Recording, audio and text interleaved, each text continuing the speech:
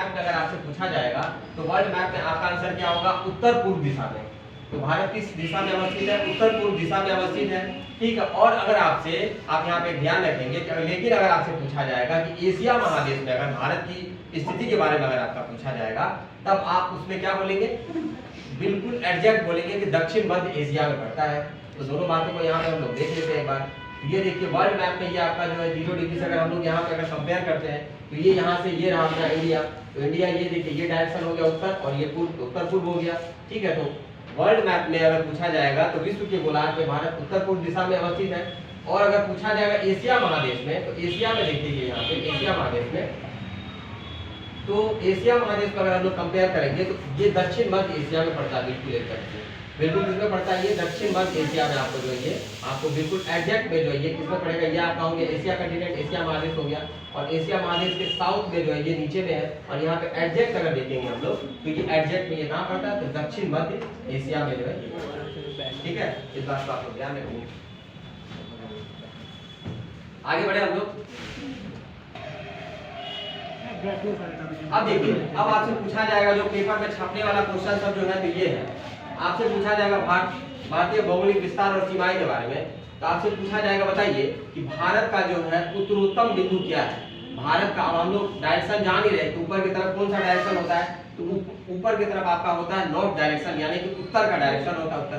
तो भारत का जो उत्तरोत्तम बिंदु कौन सा है? तो भारत का उत्तरोत्तम बिंदु आपको इंदिरा कॉल है। इंदिरा कॉल है जो कि लद्दाख में पड़ता है। और ये कितना डिग्री जो है विश्व पे ये पड़ रहा है, ये आपको कितना अक्षांश पे है? तो 37 डिग्री 6 मिनट, 37 डिग्री 37 डिग्री और 6 मिनट में ये पड़ रहा है आपको। तो भारत का उत्तरोत्तम बिंदु क्या है? तो भारत का उत्तरोत्तम बिंदु क्या आपको? इंदिरा कॉल है। वहीं उत्तर और दक्षिण में आ जाते हैं। भारत का जो है ना मुख्य भूमि का जो है, मुख्य भूमि का दक्षिणतम बिंदु क्या है आपको? तो क्या हो जाएगा आपको? कन्याकुमारी, या इसी का दूसरा नाम क्या है? कैप कोमोरिन भी है। और इसी का अन्य नाम क्या है? कुमारी नेस भी इसी को बोलते हैं, जो कि क्या है? 8 डिग्री 4 मिनट उत्तर। देख रहे हैं दोनों ही कंडीशन में आपको उत्तर उत्तर लिखा हुआ आ रहा है। दोनों ही कंडीशन में 37 डिग्री 6 मिनट यहाँ लिखे और यहाँ पे जो 8 डिग्री 4 मिनट है उत्तर, दोनों ही कंडीशन में उत्तर लिखा हुआ आ रहा है। क्यों आ रहा है उत्तर लिखा हुआ, ये बताइए कोई? क्योंकि ये उत्तरी गोलार्ध में, क्योंकि इंडिया एग्जिस्ट करता है किस गोलार्ध में? उत्तरी गोलार्ध में एग्जिस्ट करता है। समझ में आ रही है बात? ठीक है, चलिए आगे बढ़ते हैं। अगर आपसे पूछा जाएगा बताइए तो भारत का उत्तरोत्तम बिंदु क्या हो गया? तो 37 डिग्री 6 मिनट उत्तर इंदिरा कॉल हो गया आपको। भारत का जो है पश्चिम बिंदु, अब पश्चिमी बिंदु क्या हो जाएगा? 68 डिग्री 7 मिनट, 68 डिग्री 7 मिनट है ना पूर्व, जो की है क्या? गौर माता या गुहर मोती भी बोलते हैं, जो कि क्या पड़ता है? सरक्रीक भी बोलते हैं, कई बार सरक्रीक भी आपको लिखा रहेगा।